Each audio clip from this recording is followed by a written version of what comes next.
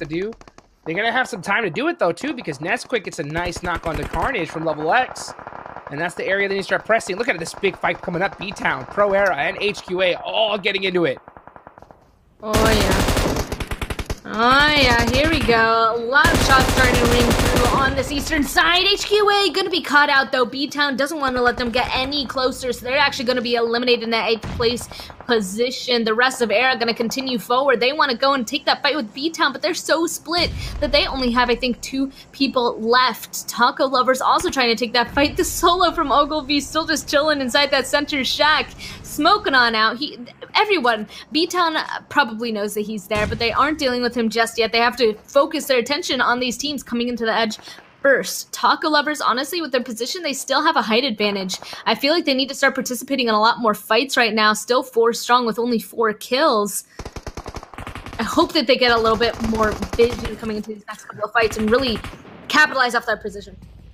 Makes sense. I mean, yeah, when you get these kind of chances, you can't let them slide by. You gotta maximize them to their best potential possible. So Taco Lovers, you're right. They need to start standing up, getting out there, and applying that pressure and start racking up them kills. Placement only gonna get you so far, but they do have 4 up. They have 4 kills so far. BTOWN is still in the game, but BTOWN definitely a wrecking ball once they're firing on all cylinders. Level X, just Beast X, all on his lonesome, trying to get some placement points, running into one of the top teams, the top team in the lobby, Dope.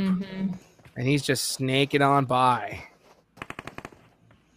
I mean, if he continues to stay quiet, especially with that zone shift, it actually decided to pull towards Dope. He's not inside zone, but if he's able to continue to stay quiet, he could go on ahead and really get set up in a good position with Dope just holding everybody out. He can just survive behind them and for a long time, but it kind of looks like Beast is going on an adventure to try and spot him out. Oh, not Beast, nice. Flawless. And the trade does come through. Yeah, so Level X will be eliminated. They probably were looking at the ridges back there and was like, I bet there's someone back there. And there was. Probably got a little bit of a jump scare. But now they don't have to worry about it anymore. Now they have this entire list of guys to themselves. Peaceful with the S249 laying down the law onto Taco Lovers. This is what Taco Lovers should have been doing this entire time. Instead, playing it very quiet, trying to press on into this next circle. But the best way to get into the zone is with gunshots, with hitting some big shots and applying that pressure. So Taco Lovers trying to do it with vehicles, and it ain't gonna happen here this late in a Miramar game. That's what I was worried about. They were on the very far edge. They needed to start really getting proactive, pushing forward, getting up on top of their buildings and start participating in this fights happening below them, because there was a chance of this zone, they weren't going to be inside of it. And it looks like that did come true, their kind of worst nightmare. They now have to run down from the top of their hill, and everybody is going to have their eyes set on them. A ton of smoke's being thrown out, though. They might be able to make it down into the bull in front of them. We can see that that shack is now open. That solo from Ogilvy was, in fact, found out. And now these last 3 teams are kind of holding every angle of this zone, and Dope, of course, can see where Taco Lovers are coming. They don't want to let them come in. So BTOWN, BTOWN and Dope are going to try really hard to make sure Taco Lovers do not get in. Dope getting a knock on a Wednesday. There's only 3 left.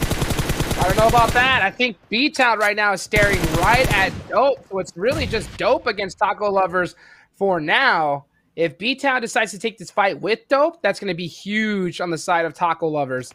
But it really just depends. Right now, it's that 50-50. That's that coin flip. Which teams decide to gain up in 2v1, one squad? It looks like it can go pretty much either direction. Taco very grouped up. 1 bad nade, and this whole squad is gone, Span. 1 nade is all it takes. Oh, yeah. I bet BTOWN... I was going to say, I bet BTOWN might be waiting for that fight to really start popping off between Dope and Taco Lovers. That would give me that opportunity to really third-party it, but it looks like they don't want to wait anymore. Instead, they're starting to make the push onto Dope. This is what I was talking about. BTOWN going and on to Dope. Taco Lovers need to use this opportunity to third-party this.